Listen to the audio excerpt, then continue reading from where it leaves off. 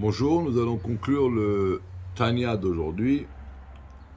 On continue donc le Perek 38. Nous sommes le Gimel Nissan, 3 Nissan, 5780.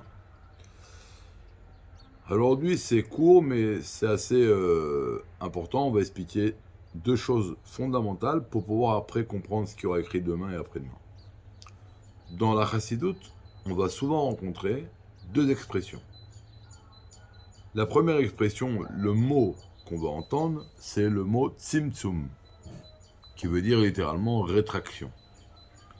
Et on va parler très souvent d'un autre mot qui s'appelle le ester, le voile. Alors, c'est pareil? Non, pas du tout. Quand on parle de tzimtzum, on parle de la lumière. Est-ce que la lumière se rétracte ou est-ce que la lumière se dévoile? Alors, par exemple, dans le monde de Hatzilut, la lumière n'est pratiquement pas rétractée. Quand après elle descend dans le monde de Bria, elle se rétracte davantage. Quand elle descend dans le monde de Yetzira, elle se rétracte davantage. Et après, il y a le monde de l'action spirituelle jusqu'à notre monde à nous matériel.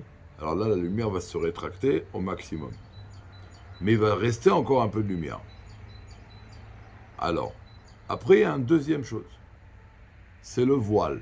C'est après que la lumière s'est rétractée, Dieu met sur cette lumière un voile, une couverture. La question, elle est, quelle est l'épaisseur de la couverture?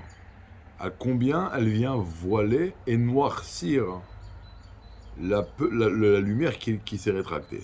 Parce que bien qu'elle s'est rétractée, il reste de la lumière. Alors, dans le monde de Hatzilut, peut-être qu'il n'y aurait même pas de couverture. Mais bon, on ne va pas entrer dans le sujet maintenant, c'est pas du tout le sujet du cours. Dans le monde de Bria, là, il va avoir une couverture. Il va avoir un cache. Mais pas un cache épais. C'est pour ça que dans le monde de Bria, il y a les anges qui sont annulés à Kadosh Baruch Hu, la lumière de Dieu est assez dévoilée, les créatures qui sont là-bas sont annulées à Kadosh Baruch Hu, etc., etc. Après, dans le monde de Yetzira, pas seulement que la lumière va se rétracter davantage, comme nous avons dit auparavant, mais en plus, Dieu va mettre une couverture beaucoup plus épaisse. Le cache va être plus dur. Mais il restera encore un dévoilement divin. Et là, on arrive dans ce monde-là.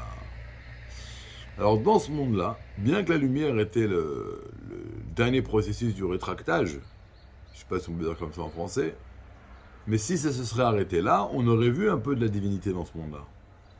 Alors pourquoi on ne voit pas aucune divinité dans ce monde-là? Parce que ici, le voile, le cache, la couverture que Dieu a mis, elle est très épaisse. Donc c'est un voile hermétique. Et on voit rien. C'est pour cela que il y a, comme on a dit hier, le minéral, le végétal, l'animal et l'être humain. Maintenant, au niveau du tzimtzum, de la rétraction de la lumière, dans notre monde même, c'est une évidence qu'il y a beaucoup plus de vitalité divine dans l'être humain que dans l'animal. Dans l'animal, beaucoup plus de vitalité divine que dans le végétal. Et dans le végétal, beaucoup plus que dans le minéral.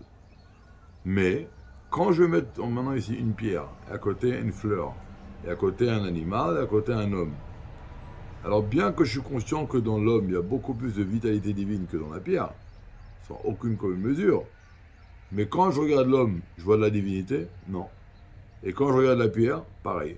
De la même façon que la pierre ne dévoile pas l'énergie divine qui est en elle, au même titre, l'être humain ne dévoile pas, ou l'animal ne va pas dévoiler la vitalité, l'énergie divine qui est en train de s'habiller en lui pour le faire exister à chaque seconde.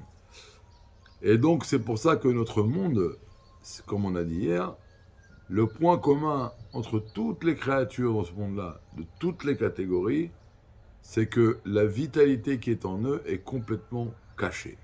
D'ailleurs, dans le Pérec 36, lorsque Admour Azaken a voulu donner la définition de ce monde-là, de ce monde bas matériel, comment il a défini?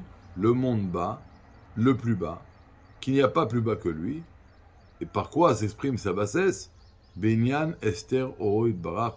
Dans ce sujet-là, que là ici, la vitalité est complètement voilée. Alors donc, ça c'est le Tanya d'aujourd'hui.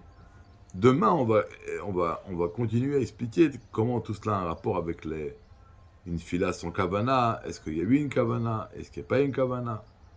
Et en quoi, on va comprendre pourquoi la kavana, bien que l'essentiel c'est l'action, la kavana reste une chose très très importante. Elle a un rôle entier et intégral dans le dévoilement de Dieu dans le monde, du raffinement du monde, et donc de l'élévation du monde de la Klipat Noga à la Kedusha. Alors, on continuera demain. Donc, on n'oublie pas, Tzimtzum, ça va sur la lumière, Esther, ça va sur le cache. Donc, la différence entre le monde supérieur et bas, c'est que la lumière se rétracte, se rétracte, se rétracte. Plus le monde il est bas, plus la lumière se rétracte. Et en plus, plus le monde est bas, plus il y a un voile épais.